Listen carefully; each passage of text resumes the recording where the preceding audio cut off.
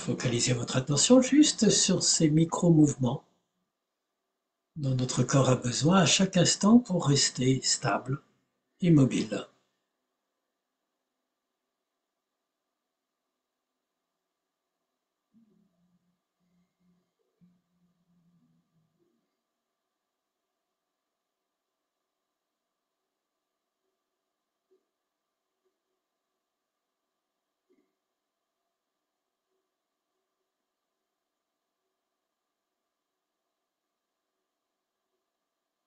Et à partir de là, Krishnamurti dit qu'il n'y a rien à faire dans la méditation.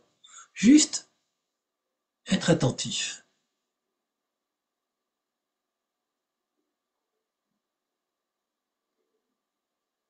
Attentif à tout ce qui se passe instant par instant.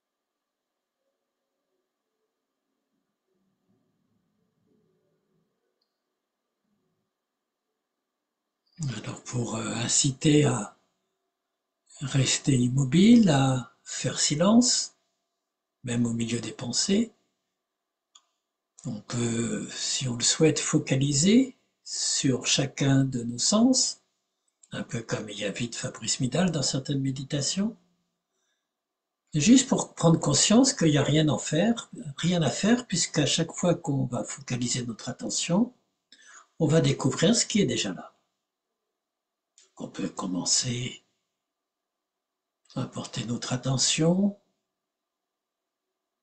sur les sons qu'on entend, par exemple,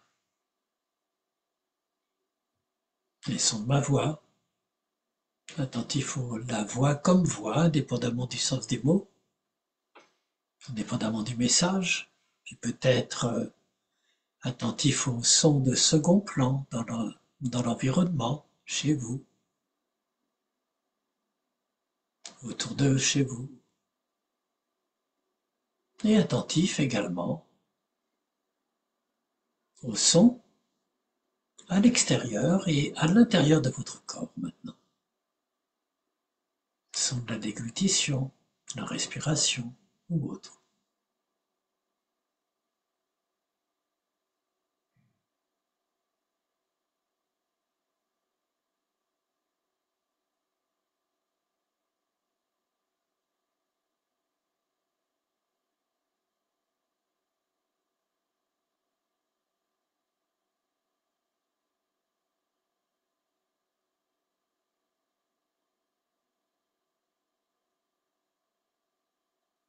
Il n'y a strictement rien à faire, juste se recentrer, être attentif sur ce qui est déjà là, autour de nous, cet environnement sonore, ce bain de son dans lequel nous baignons à chaque instant.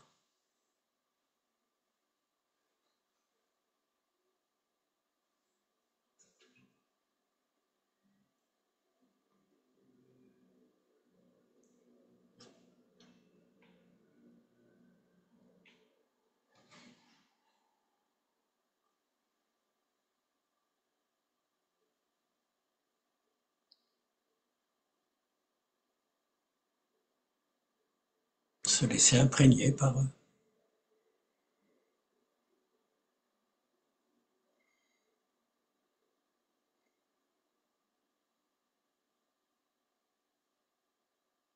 Et puis si vous le souhaitez, vous pouvez maintenant doucement changer de focale, porter votre attention sur un autre objet qui sera juste les sensations tactiles de contact de notre corps. Ça peut être les sensations des fessiers sur son support, des pieds sur le sol, des dos éventuellement sur le dossier, des mains entre elles.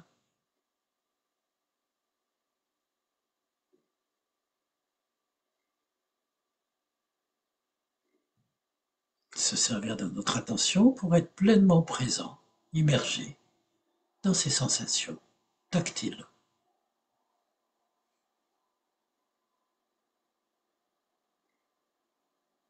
qui bouge à chaque instant.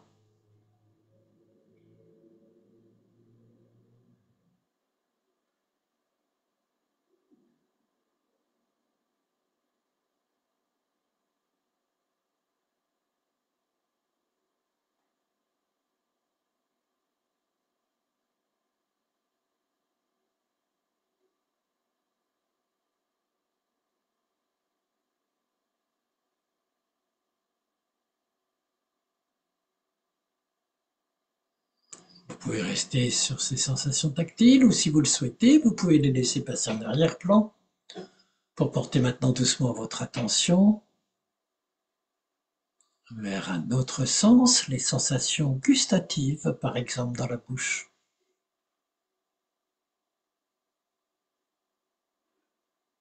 Sensations dans l'avant, entre les dents et les lèvres, sensations à l'arrière, dans la gorge, l'arrière-gorge, le palais.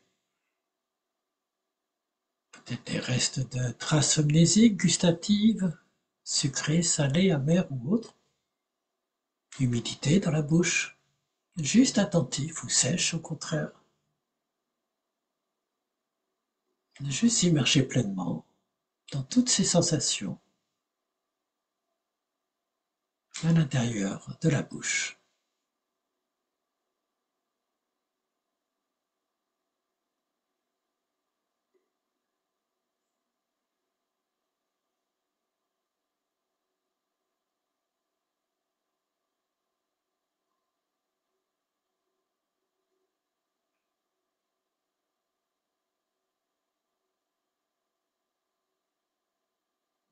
Là encore, il n'y a rien à faire, puisque toutes ces sensations, elles sont là, elles étaient déjà là, avant qu'on porte notre attention dessus.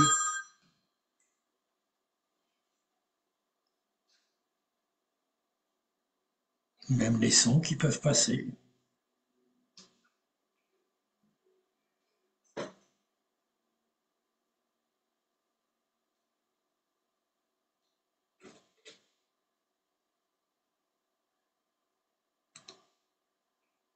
Puis lorsque vous le souhaitez, vous pouvez laisser l'attention à ces sensations gustatives passer en arrière-plan pour explorer maintenant une autre facette de cette réalité qui change à chaque instant, qui est toujours déjà là. Ça peut être des sensations olfactives, souvent plus subtiles, juste les odeurs que vous sentez. Juste maintenant, ça peut être des odeurs corporelles, des odeurs dans la pièce, des odeurs agréables, désagréables, ou neutres.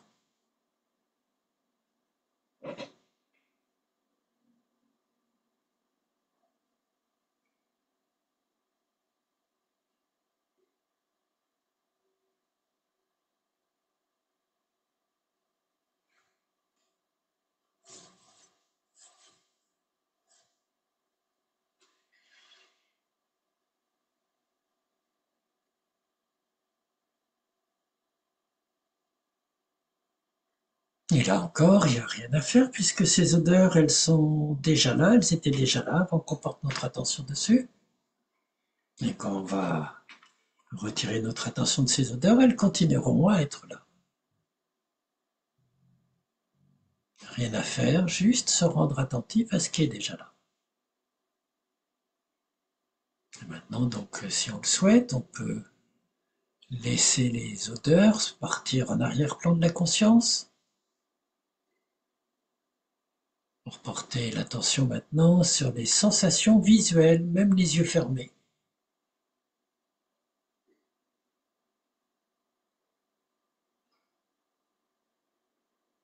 Quelles sensations? Peut-être des couleurs ou pas de couleurs, une couleur de fond, petite tache de lumière ou autre. Comment ça bouge? Comme un rideau ou comme des particules, juste sensations visuelles. Il n'y a pas la peine de les chercher, elles sont elles aussi déjà là. On a juste à prendre conscience de ce qui est là. sous nos paupières, comme sensation visuelle.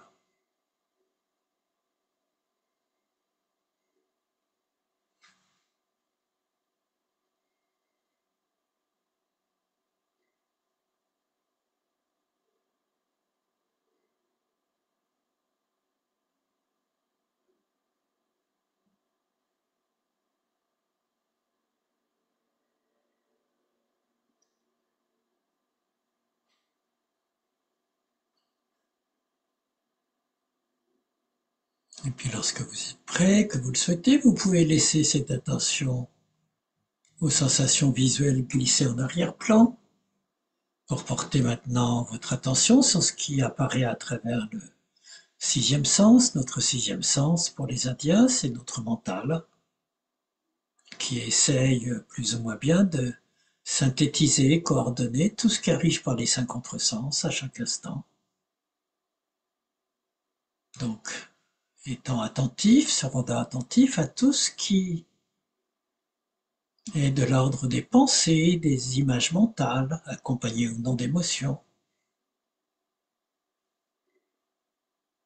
Toute cette vie mentale, conceptuelle, qui vient souvent nous perturber dans la méditation, qui elle aussi est déjà là, ou plus exactement, qui apparaît à chaque instant, avec de nouvelles pensées, nouvelles images, dont on peut prendre conscience, pas besoin de les chercher, elles s'imposent d'elles-mêmes.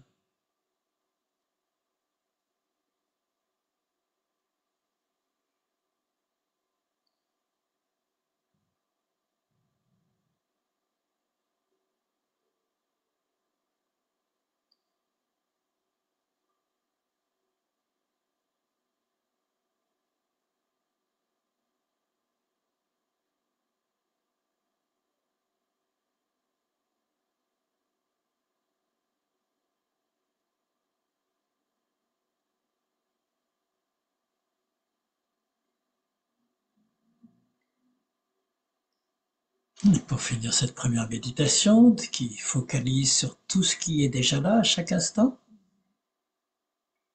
que ce soit au niveau des odeurs, des sensations gustatives, olfactives, des visuels, tactiles, des pensées. Juste prendre conscience qu'en méditant, on n'a rien à chercher. Tout s'offre là déjà. Juste être présent à tout ce qui se passe. Maintenant, on peut juste s'ouvrir à une présence large, arrêter de focaliser pour constater ce qui apparaît à la surface de notre conscience qui change à chaque instant. Parfois c'est l'un des cinq sens qui va dominer, parfois le sixième, mental. Juste pendant quelques minutes.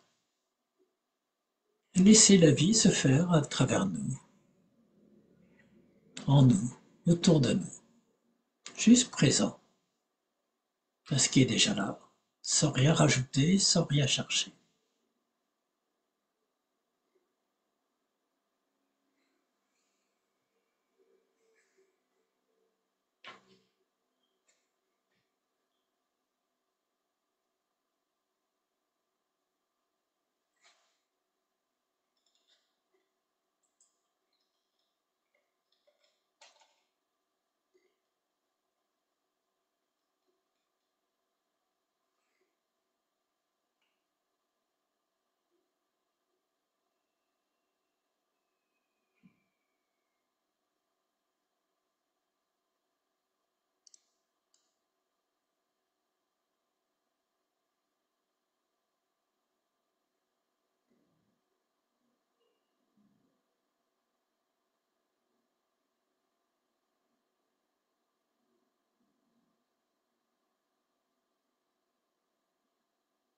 Il n'y a pas de méthode pour méditer, il n'y a pas de chemin à suivre. Juste à être présent, exercer son attention. On retrouve là l'intuition de Krishnamurti, qui était né en 1895, que la Société de théosophie avait décidé qu'il serait le nouveau Messie et le nouvel instructeur du monde. Donc cette Société de théosophie lui a remis toute l'organisation, tout le pouvoir, et en 1929, il décide, à la stupeur générale, de dissoudre l'ordre qu'il avait nommé dirigeant et instructeur du monde. Et la raison qu'il donne, c'est que la vérité est un pays sans chemin, qu'il n'y a pas besoin de religion, de philosophie, de méthode, de secte ou quoi que ce soit. Puisque la vérité est juste ce qui est là.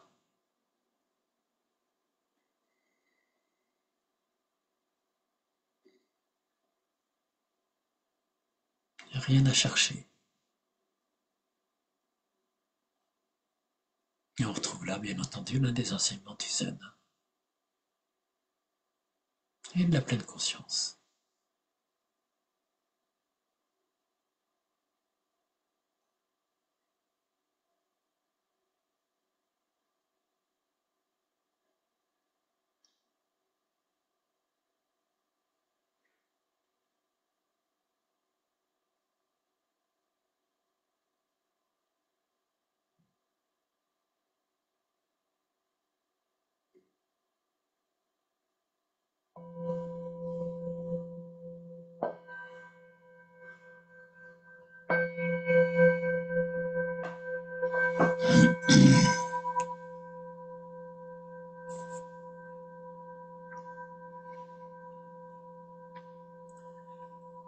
Alors, on peut doucement rouvrir les yeux, bouger, toujours faire des mouvements d'extension si vous le souhaitez,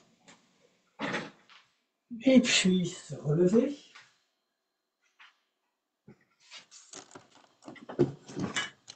Pour quelques mouvements avant la deuxième méditation.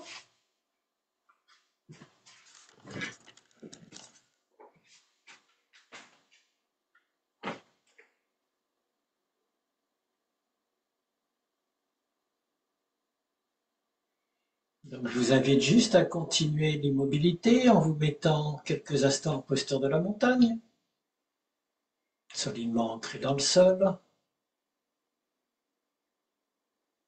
Et là aussi, explorer tout ce qui est déjà là dans notre posture. Peut-être attentif à la manière dont, à l'inspiration, le corps se redresse légèrement, les épaules qui remontent, la tête, le long de la colonne vertébrale qui se tend, et à l'expiration, comment tout le corps peut s'abandonner à la pesanteur, une sorte de gravité qui descend dans le ventre, les talons, les pieds, la terre.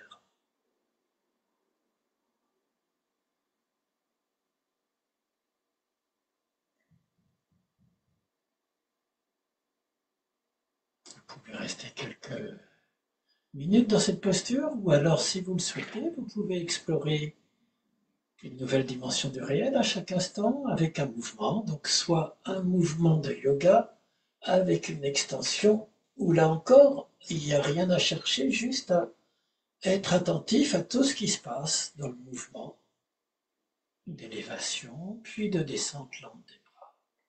Ou si vous préférez, vous pouvez faire quelques petits pas de marche méditative très lente. Donc c'est vous qui avez la liberté, qui êtes libre de choisir le mouvement ou non-mouvement que vous préférez pendant ces 2 minutes. Juste explorer ce qui est déjà là sans rien chercher.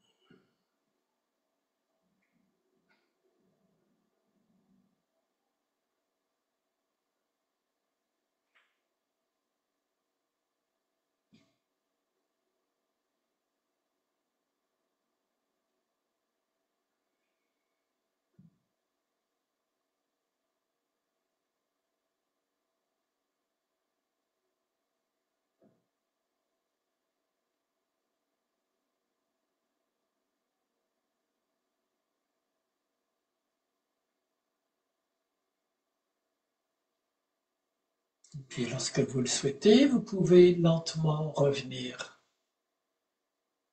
en pleine conscience du mouvement, de l'air que vous traversez, qui bouge autour de vous, pour s'installer dans la deuxième méditation.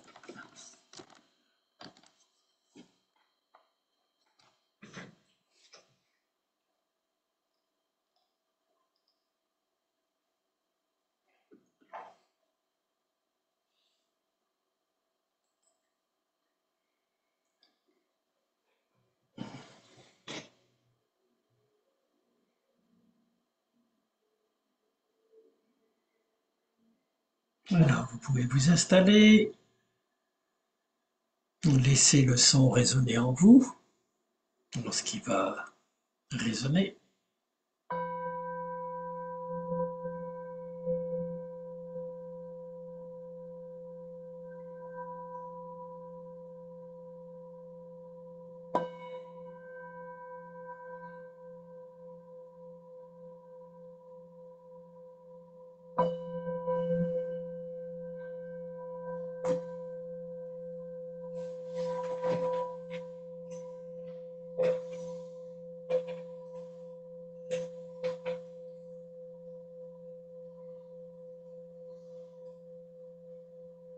Donc, laissez le son vibrer en vous sans qu'il soit extérieur, intérieur, peut-être les deux à la fois.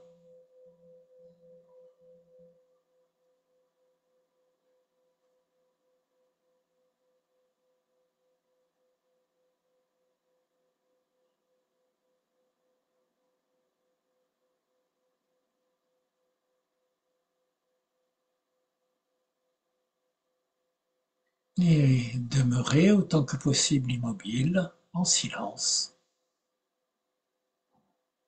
au milieu du vacarme des pensées, des sens, des fatigues,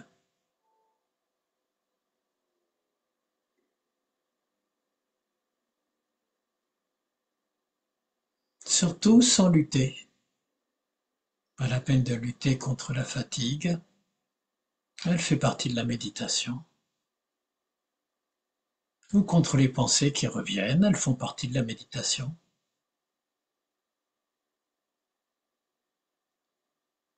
Juste être attentif pleinement à cette fatigue, de manière décontractée, détachée, ou de ses pensées, sans les suivre.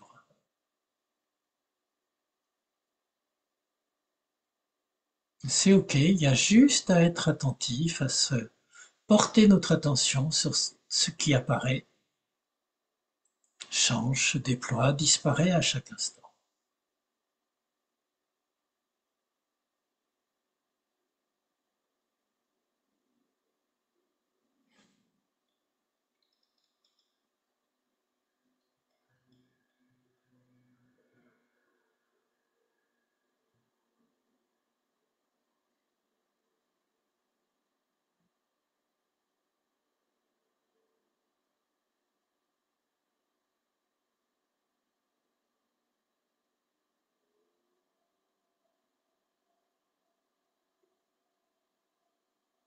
Krishnamurti précise bien qu'il ne s'agit pas d'une analyse introspective ou d'une dissection conceptuelle, mentale de tout ce qui nous apparaît, mais juste d'une observation pure, une présence pure, dans laquelle on s'engage pleinement à n'être présent qu'à tout ce qui se produit instant par instant. Le coup de fatigue, les pensées, les douleurs ou autres.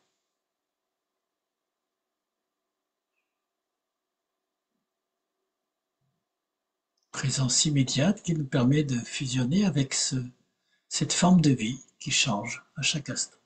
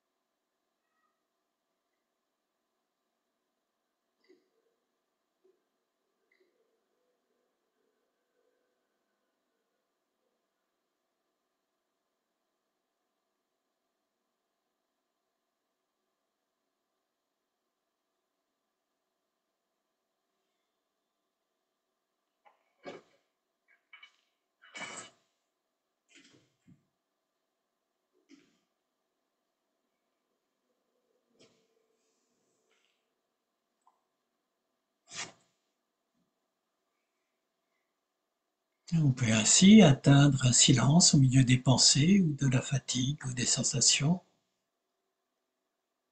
qu'on laisse passer, qu'on laisse être, sans s'y identifier, en retrouvant une liberté vaste, pleine, qui est la valeur fondamentale de Krishnamurti, juste retrouver cette liberté,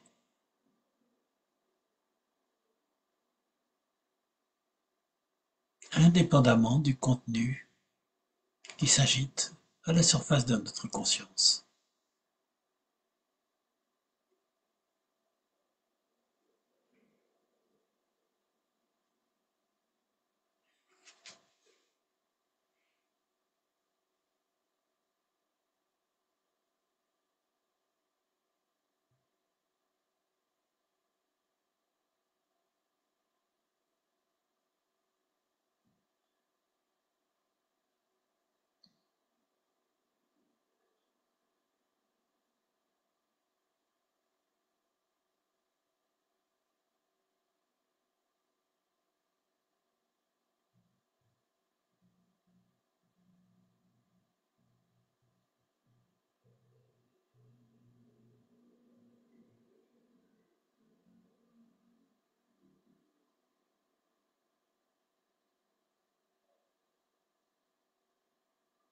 Et sans arrêt, cette liberté qu'on peut retrouver au plus profond de soi, au sein de la vie, elle est toujours menacée par tout ce qui apparaît à chaque instant. Des pensées qui nous disent de faire ceci ou cela, des injonctions, des images. C'est tout à fait naturel et Krishnamurti dit que sans arrêt nous sommes assaillis par ces images, ces croyances, et que ce sont elles qui nous ôtent, nous retirent la liberté.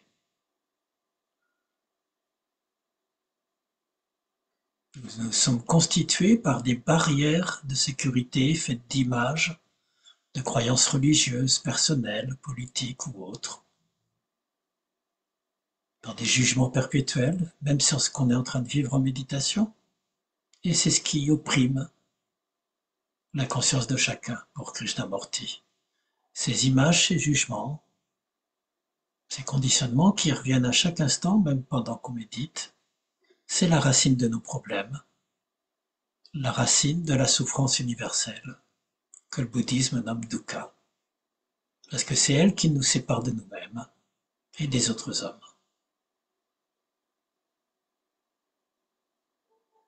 Donc quand ça se produit dans notre méditation, on peut juste prendre conscience de ces conditionnements qui se referment à nouveau sur nous, qui tentent de revenir nous réenfermer dans nos croyances, dans nos idées.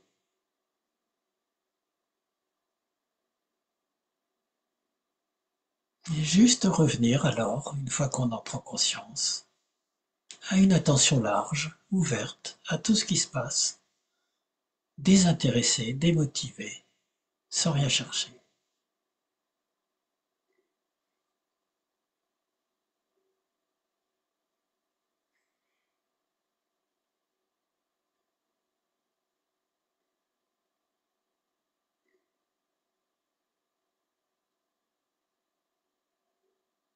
On peut à chaque instant retrouver cette liberté totale à l'égard du contenu de notre conscience, à l'égard de tout ce qui se passe à chaque instant.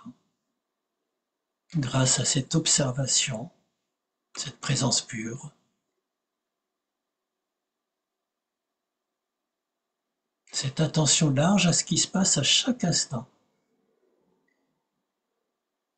sans rien chercher.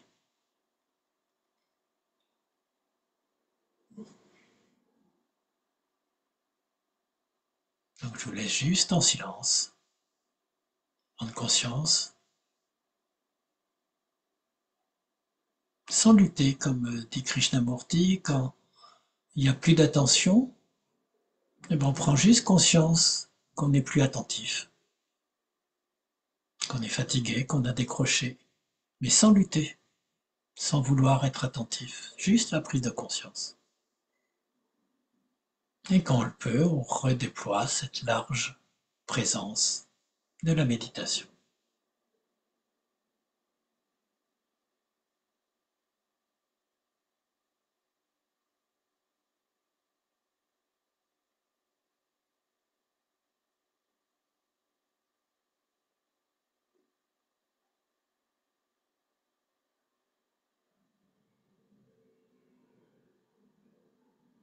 Donc je vais vous laisser quelques minutes en silence. Continuez à pratiquer cette méditation immobile, sans guidage, sans technique. Il n'y a rien à chercher, pas à bricoler sa méditation. Juste pour retrouver cette ouverture première, ce vaste espace dans le cerveau où se trouve une énergie inimaginable, comme dit Krishnamurti.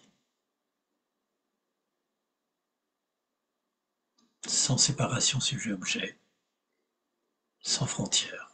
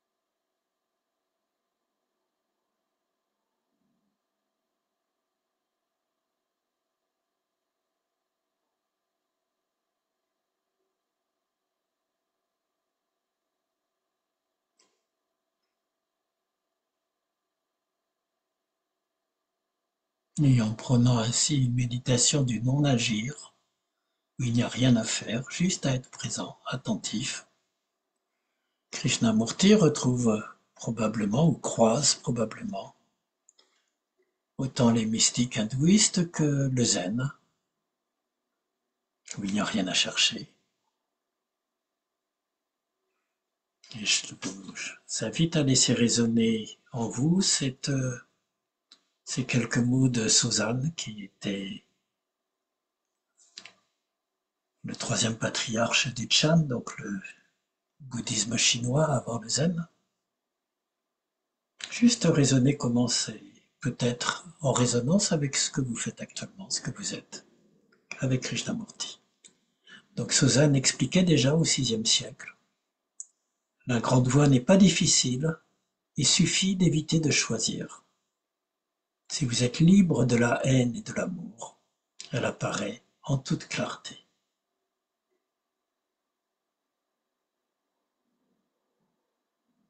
Ne pourchassez pas le monde des phénomènes soumis à la causalité. Ne vous attachez pas aux vues duelles. Ne fatiguez pas l'esprit. Ne haïssez pas les 6 objets d'essence.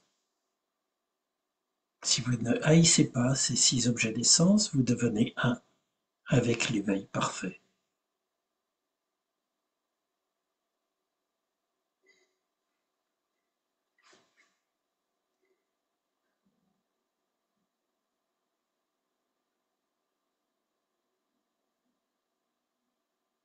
Si une chose ne nous trouble pas, elle est comme inexistante. Le sujet disparaît à la suite de l'objet.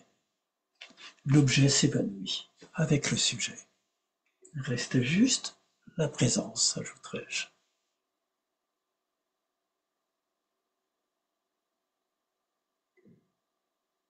Laissez-la s'installer, émerger du silence.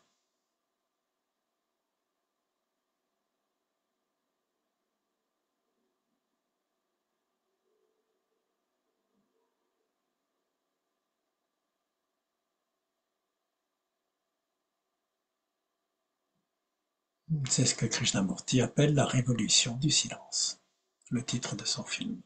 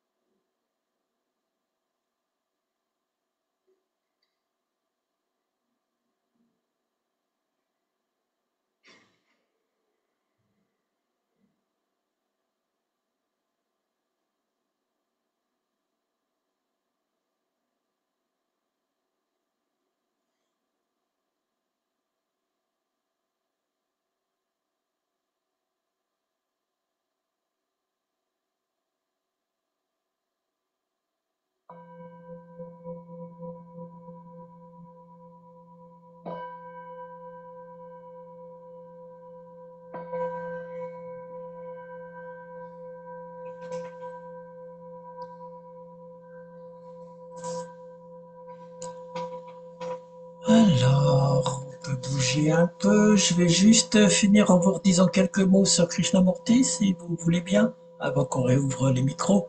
Donc, il est né en 1895. Il a été éduqué par les représentants de la Société de théosophie qui, en le voyant en Inde, ont eu l'impression que c'était le nouveau Messie, le nouvel instructeur du monde. Il lui donne la direction du mouvement qu'il s'empresse de dissoudre en pensant qu'il n'y a pas de voie d'accès à la vérité et que c'est à chacun de faire sa propre révolution intérieure. Et toute sa vie, jusqu'à 91 ans, puisqu'il mourra à 91 ans, il la passera simplement en allant de lieu en lieu où il est invité pour faire des causeries dans des grands rassemblements, où il incite simplement, donc il dirigeait pas de séance de méditation ni rien, même s'il incitait à méditer, puisqu'en fait il y avait rien, c'est à chacun de trouver, de faire sa révolution intérieure. Donc il critique très fortement la société actuelle qui va à sa perte, mais toujours en disant que la seule solution reste dans la révolution intérieure que chacun devrait faire pour retrouver ce vaste espace, cette liberté intérieure. Et à nouveau, vers la fin de sa vie, quand on lui demande d'écrire l'essentiel de son enseignement, il dira à nouveau la vérité est un pays sans chemin et il prônera vraiment ces deux aspects. D'une part, prendre conscience des conditionnements qui viennent perpétuellement nous limiter dans une forme individuelle donnée et revenir à cette liberté qui est déjà là, comme dans le zen, et où tout est déjà là et où il faut simplement faire cette révolution interne. Et après, bien entendu, d'essayer de la réaliser le plus possible dans la vie quotidienne. Voilà, et c'est une transformation radicale de l'être tout entier qu'il prône à ce niveau-là. Voilà, je vais, si vous voulez, donc il y a le petit film, c'est un documentaire sur Krishnamurti qui est toujours visible. Je vais arrêter yops, le petit enregistrement. Où est-ce que c'est déjà? Je vais suspendre, arrêter.